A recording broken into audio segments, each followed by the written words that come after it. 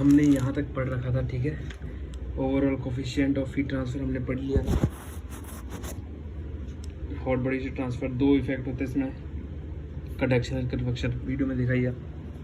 अब आता है नेक्स्ट टॉपिक LMTD, ठीक है, logarithmic mean temperature difference.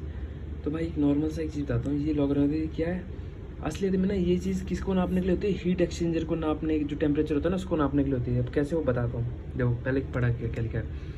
The logarithmic mean temperature difference LMTD हमने पढ़ा था बीटेक में, for mean temperature difference for a heat exchanger, ठीक है, हीट एक्सचेंजर के लिए दिया जाता है। अब हीट एक्सचेंजर क्या होता है, हीट एक्सचेंजर कोई भी चीज़ होता है जो कि हीट को एक्सचेंज करता है, जैसे अपना AC हो गया, ठीक है, रेडिएटर हो गया, ये सब हीट एक्सचेंजर होता है। तो उनका टेम्परेचर डिफरेंस फाइंड करने के लिए हम LMTD का प्रयोग करते हैं। इनका फॉर्मूला से देखो, तो क्या है, logarithmic temperature difference LMTD for heat exchanger is given by ये T1 minus T2 log T1 upon में T2 temperature difference between hot and cold fluid at the entrance and exit. ये अब सब दिखाता हूँ, ठीक है, देखो let's see. If one end of the heat exchanger is designated A and the other end is B, we can calculate the difference between the two streams. Hi there, my name is Marina Milicic. The log mean temperature difference is a quantitative measure of the difference in temperature between the streams at both ends of the heat exchanger. Let's look at an example of a co-current flow fixed head shell and tube heat exchanger. If one end of the heat exchanger is designated A and the other end is B, we can calculate the difference between the two stream temperatures at each end. The difference in temperature between the two streams at end A is delta T sub A. The difference in temperature between the two कहना क्या चाहता है, जो heat exchanger है ना उसका एक side से अलग होता है टेम्परेचर, दूसरी साइड से अलग होता है। हीट एक्सचेंजर है तो भाई मतलब हीट का चेंज कर रहे हैं, तो पहला टेम्परेचर ये हो गया, दूसरा टेम्परेचर ये ले रहा है। streams at the other end is delta T sub B. Notice this heat exchanger is co-current flow. So for this type of heat co-current flow मतलब इसका सेम डायरेक्शन में फ्लो पढ़ेंगे हम लोग हीट एक्सचेंजर पर। exchanger, delta T sub A is the difference between two inlet streams, and delta T sub B is the difference between two outlet streams. But this is not a set rule. अब जो क्या लिखा है, delta T difference between two inlet temperature. ये जो है ना, ये हम लोग देखो एक ग्राफ हमने पढ़ा था, है ना, देखो मैं एग्जांपल दिखाता हूँ। हमने ग्राफ पढ़ा था, ऐसा वाला ग्राफ पढ़ा था, है ना, ऐसे निकलता था, हम सब पढ़ेंगे। तो वही बता रहे हैं कि ये है ना एक टेम्परेचर है, क्योंकि अलग अलग टेम्परेचर होगा ना भाई, इनलेट है तो अलग अलग टेम्परेचर होगा, एक हॉट फ्लूइड है, एक कोल्ड फ्लूइड है ना। तो को करंट में दोनों एक ही साइड से घुसता है, एक ही साइड से निकलता है, तो अलग अलग टेम्परेचर होता है। टेम्परेचर डिफरेंस डेल्टा T, इधर का टेम्परेचर डिफरेंस डेल्टा T। देखो क्या साफ साफ दिखा है, चल जा।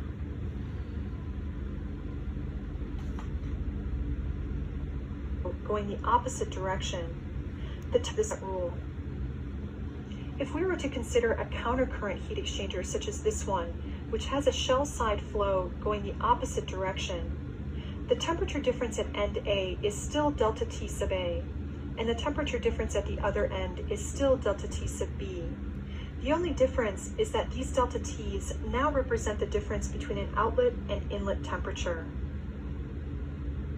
Once we've calculated delta T sub A and delta T sub B, we can then use this formula to determine the log mean temperature difference. Here are some things to keep in mind when using log mean temperature difference.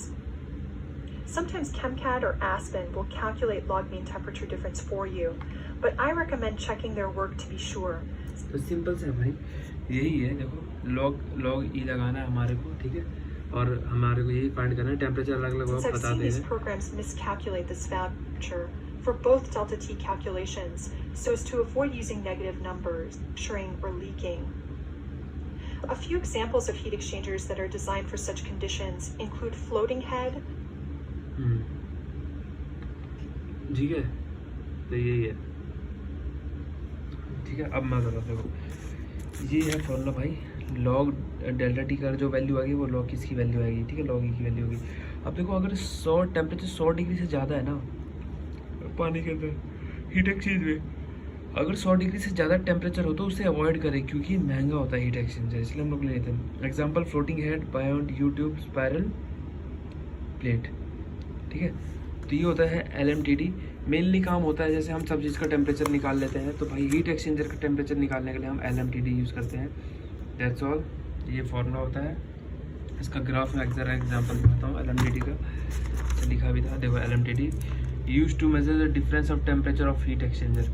ठीक है, heat exchanger इधर से गया TA TB ये, okay. अब इसका एक graph होता है हीट एक्सचेंजर में, जब घुसेगा ना मैं दिखाऊंगा कि इधर से इनलेट हुआ, इधर से इनलेट हुआ, तो ऐसे करके एक ग्राफ बनता है। इसका टेम्परेचर डिफरेंस डेल्टा T, इधर का डेल्टा T2, ओके। तो ये था हमारा लॉग मीन टेम्परेचर।